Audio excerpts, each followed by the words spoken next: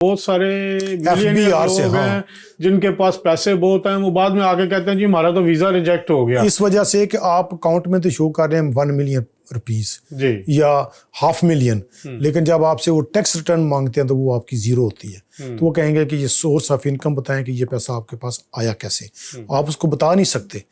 इस वजह से मोस्टली वीज़े इसलिए, लिहाजा आपको टैक्स रिटर्न जो है आपकी वो आपने ज़रूर फाइल करनी है एज पर योर इनकम, और वो FBR अप्रूव्ड जो आपका अकाउंटेंट है वो या जो टैक्स आपका एक्सपर्ट है ऑनलाइन है, हाँ वो आपको वो साथ लगानी है।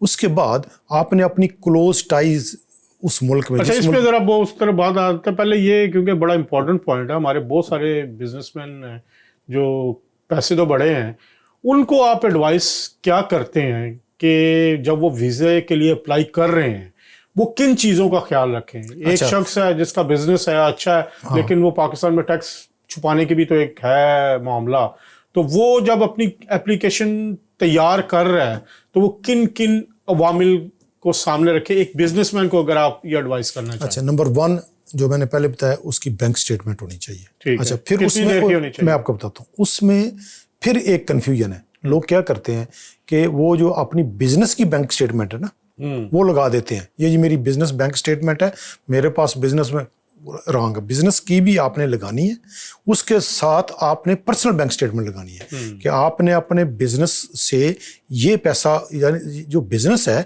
वो आपकी इनकम नहीं है, आपकी that is not your own income.